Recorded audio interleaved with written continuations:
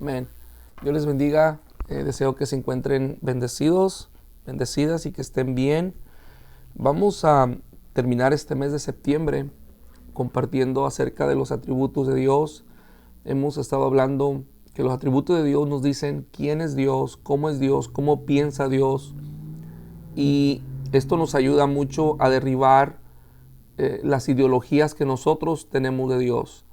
A veces tenemos un concepto equivocado o pensamos que Dios debería hacer ciertas cosas y llegamos a la conclusión que Dios es injusto, que Dios es imparcial, etcétera. Pero a través de los atributos de Dios miramos sus caracteres, su naturaleza, y voy a hablar hoy a la segunda parte de su misericordia. Creo que uno de los aspectos que son muy importantes, cada uno de ellos es importante, tanto el hecho de que Dios es bueno, Dios es amoroso, Dios es santo, merece ser temido, Dios es juez, Dios es justo, pero la misericordia de Dios, si no fuera por su misericordia, la verdad que no tuviéramos acceso a Dios, nuestro destino fuera la destrucción por causa de nuestros pecados. Pero la misericordia de Dios lo hace todo diferente, nuestro destino lo cambia. Y hay una historia en primer libro de Samuel, capítulo 9, verso 1, y es la historia de un rey que desea tener misericordia hacia un hombre, hacia un joven que vivía en una miseria, en un estado de pobreza, de miseria, de bancarrota. Dice segundo libro de Samuel, capítulo 9, verso 1, preguntó David si había quedado alguno de la casa de Saúl a quien pudiera yo, dice David, hacer misericordia por amor a Jonatán. Había un siervo en la casa de Saúl que se llamaba Siba, el cual llamaron para que viniera con David, y el rey le preguntó a Siba que si había alguien que todavía conociera a él de la casa de Saúl para que él pudiera hacer misericordia. Entonces Siba le respondió: aún ha quedado un hijo de Jonatán, él está lisiado de sus pies, es decir, está en una silla de ruedas. Entonces el rey le preguntó: ¿dónde está este joven? Siba le respondió al rey: él se queda en la casa de un hombre que vive en la ciudad de Lodebar, así se llamaba la ciudad. Entonces envió el rey David y le trajo de la casa de Maquir, hijo de Amiel, de la ciudad de Lodebar. Y vino Mefiboset, hijo de Jonatán, hijo de Saúl, a David, y se postró sobre sus rostros y hizo reverencia, se inclinó hacia David. Y David le dijo a Mefiboset, le contestó, le respondió, dice: tus siervos están aquí, estos van a ser tus siervos. Y también le dijo David: no tengas miedo, no tengas temor, porque yo a la verdad quiero hacer misericordia a tu favor por amor a mi amigo Jonatán. Así que te voy a devolver, le dice, todas tus tierras, todas tus posesiones, todas las propiedades que le pertenecieron a tu padre Saúl. Vas a comer, y no solo eso, dice, sino que vas a comer a la mesa siempre vas a comer a la mesa del rey. Y Mefiboset no lo podía creer. Mefiboset estaba impresionado con esta propuesta del rey David.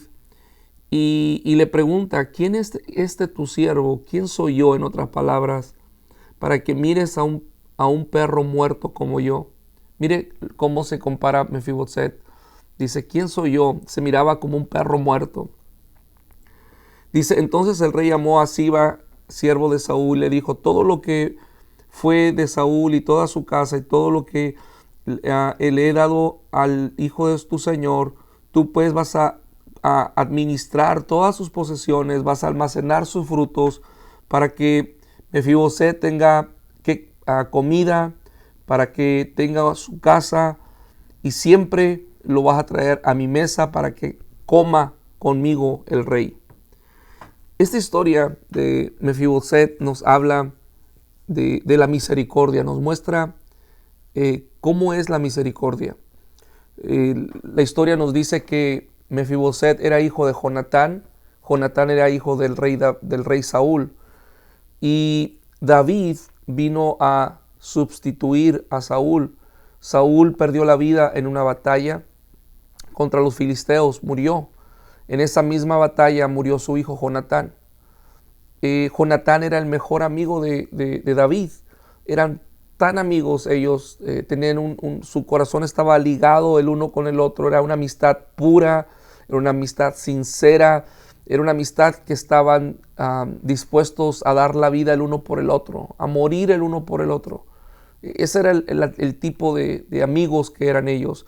Entonces, Jonatán le estaba dispuesto a defender a David, aún fuera contra su propio padre, que las intenciones de Saúl no eran las más buenas para David, pero Jonatán amaba tanto a David, y repito, era un amor de amistad, era un amor de hermanos, era un amor de amigos, y era tan sincero este amor. Pero repito, Jonatán murió, y viene David a ser el rey de Israel. Pero ahora encontramos a David, que es el rey, y está en el palacio. Ahora se encuentra gobernando, se encuentra en el trono, se encuentra en lo mejor, en la mejor comodidad. Y David no tiene por qué hacer nada por la familia de Saúl.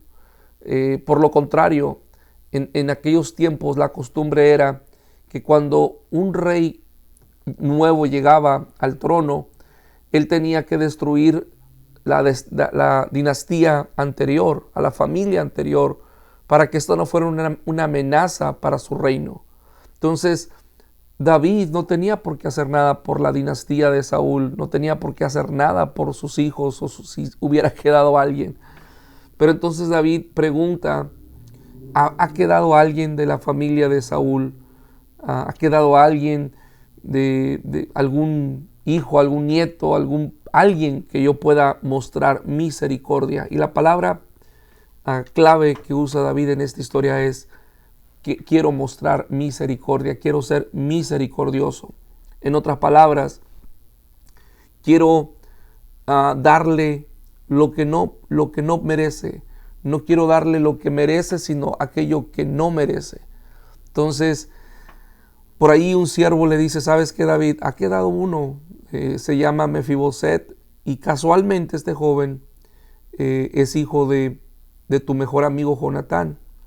El día que Jonatán murió en la batalla, la noticia corrió por todo el reino, por toda la nación, y la gente corrió para esconderse, porque venían los enemigos de Israel a traer destrucción. Y entre ellos la persona, la mujer que cuidaba al hijo de Jonatán, que era pequeño, lo tomó a prisa, pero en su precipitarse, corriendo fuera de casa para esconder al niño, dice la historia que se le cayó y quedó fracturado, quedó lisiado de sus pies desde entonces. Entonces Mefiboset creció con una lesión en sus piernas. Él perdió esa habilidad. Y no solo eso, dice que fue a vivir a un lugar llamado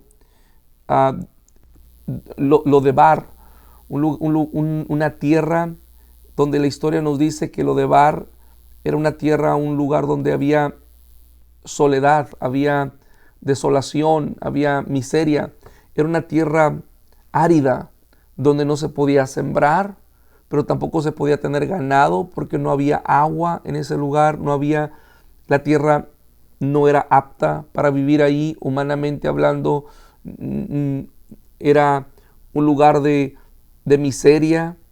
Lodebar significa, la palabra significa lugar de dolor, lugar de miseria, lugar de tristeza, lugar de oscuridad, un lugar sin condiciones para vivir dignamente. Eso es lo que significa Lodebar. Bueno, ahí fue a vivir Mefiboset.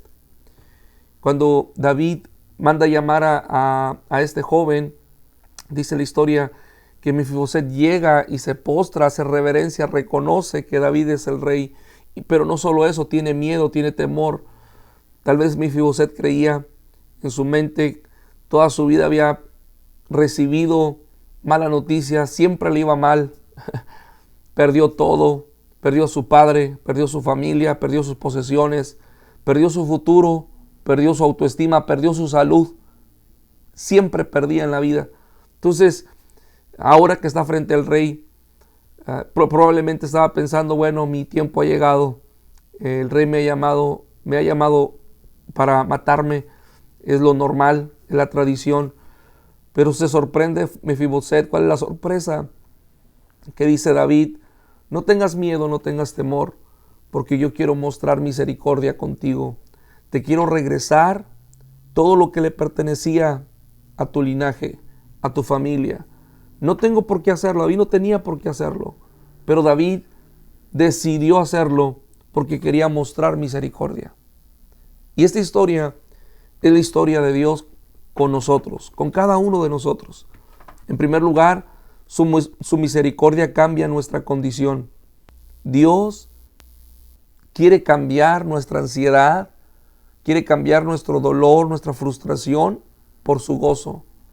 A veces nosotros estamos luchando por una crisis que estamos viviendo en nuestra vida y la mantenemos ahí, nos abrazamos de ella, queremos vivir con ella, estamos acostumbrados porque es algo que nos produce dolor, nos produce ansiedad y como que es una condición que ya nos acostumbramos y es difícil soltarla. Pero Dios, así como el rey le dijo a Mefiboset, lo mandó llamar de la tierra de Lodebar, así Dios nos manda llamar, dice, sal de esa tierra de dolor, sal de esa tierra de miseria, yo te saco, dice Dios. Y esa es la misericordia de Dios. Su misericordia nos saca de nuestra ansiedad y nuestro dolor. Segundo lugar, al conocer su misericordia, se va el temor.